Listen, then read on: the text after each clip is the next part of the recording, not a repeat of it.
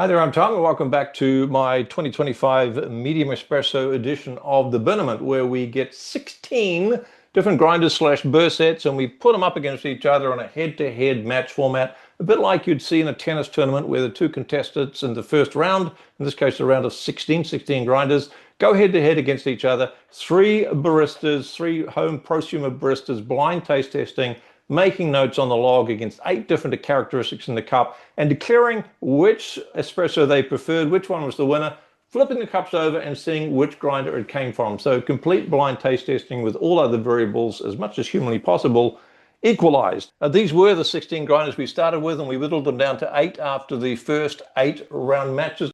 So let me show you the grinders that started the Burnament. These are them here. I'm going to lay them out for you, all 16 of them in the ground of 16. We had 8 matches, of course, matches 1 to 8, and then we went through to the quarterfinals. And we're just putting on the screen there the grinders that made it through to the quarterfinals. So they won their first round of match. And if we zoom this out a little bit, we can get a bit of a better view of where we're at. So pardon me for stepping off screen. Our current semi-finalists are the VS6 Supernova Flat, which is the stock burr, and the Mazda Super Jolly 033M burr. Now, I have had questions, what's the difference between the 033M burr and the 233M burr? The latter is the later version, and it grinds a bit faster. But other than that, there doesn't appear to be any difference in the cup. So if you have a Mazda Super Jolly with the older type 033M burr, or a newer Mazda Super Jolly with the 233M burr, I wish they'd figure out different names for these things. But there we go, we're stuck with numbers and letters. Then it's going to be a very similar, if not the same result in the cup. So where are we right now? Where we're at right now is we're going to match 11, which is the third of the quarterfinals. We were pitting the SSP Espresso burr versus the Turin DF64 DLC burr, the diamond light carbon coated burr. Both coated, but very different burrs. So what do? We got all these grinders together. We 3 baristas together to sample each espresso from each of the 2 espresso machines. We gave them a Lazy Susan and a log to actually score each espresso. And as I said before in previous videos, we used 2 decent DE1XL espresso machines at either end of the bench. Each grinder was sat next to one of those machines. The grinding was done simultaneously. The espresso machines were calibrated. The temperatures were benchmarked. Everything was done to make sure, as far as humanly possible, what ended up in the cup was only differentiated by the burr that did the grinding of the beans. So each barista blind taste tested using the log, using the Lazy Susan, made a note of every characteristic for each espresso from the 2 grinders, judged which one they preferred and why, and then they flipped the cups up to find which grinder it came from. So complete blind taste testing protocols. So a bucket load of work. Make sure you subscribe. That's where I get my reward. And share this love with your caffeinated friends, because they're going to be, I think, quite interested in the results. Now, what I'm doing for the quarterfinals is not just giving the results, but giving you the things I like the most about each burr set or grinder, and something that would be on my wish list. So let's start off by looking at the SSP-HU burr. What I do like about it is I like the fact that it really shines. It's a bright espresso, comes from these burrs. There's lots of clarity. There's enough acidity, but not too much. For me, it's probably, if not the perfect espresso burr for light roast espresso, it's certainly up there in the top 3 of my picks.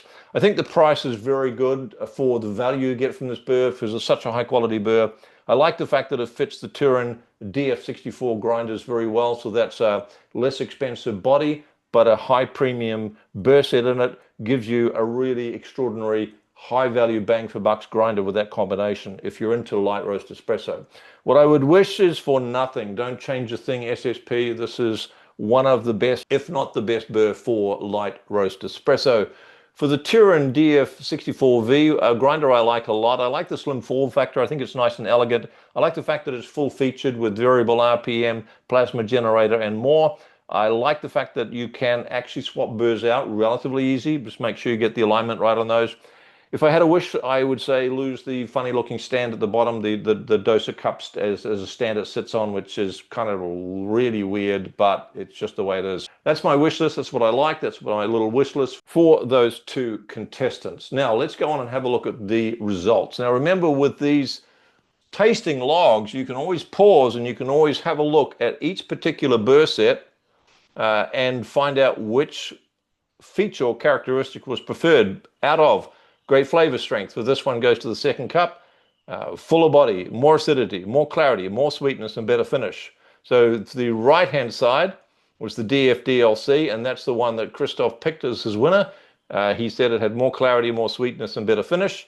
He actually preferred the SSP-HU, greater flavor strength, fuller body, and a bit more acidity, which you'd expect from the SSP-HU. His comments are very close. The DF-DLC offers a bit more clarity and balance. Remember, this is a medium roast bean. Smoother finish. So that's a pick. That's a thumbs up, if you like, for Christoph for the Turin DF-DLC burr. For Daniel, picked the SSP-HU burr, and again, you can have a look and see the characteristics that he thought were where that particular burr shined and where the other burrs shined. And different baristas will have different preferences, of course, and note different, but that's why we get 3 baristas to average the results. The third one was Stan, and he also picked the HU. He felt it had a bit more acidity, a bit more clarity, a bit more sweetness, and a better finish. So to him, that was a clear winner. Only one of the 3 baristas thought that it was fairly close with these two, which actually, I mean, surprised that that person thought it was fairly close. My summary sheet where I take notes from the 3 baristas, definitely the HU was the winner, 2 out of 3. And here are the notes for each of the 3 baristas summarized. So that's it. The SSP-HU burrs, even though they're really built for a light roast espresso, goes through to the semi-final, and the Turin DF64 DLC grinder, much though I like it, is going home. Bye-bye Turin DF64V. So this is what our semi-finals are shaping up to look like. ZS6, too many 64s in my brain, Supernova Flat, the stock burr versus the Mazda Super Jolly 033M burr. And the second semi-final will be between the SSP-HU burr, high uniformity burr, and the winner of the WPM ZP1 with the Kerber burrs and the Mazda Phelos i189D.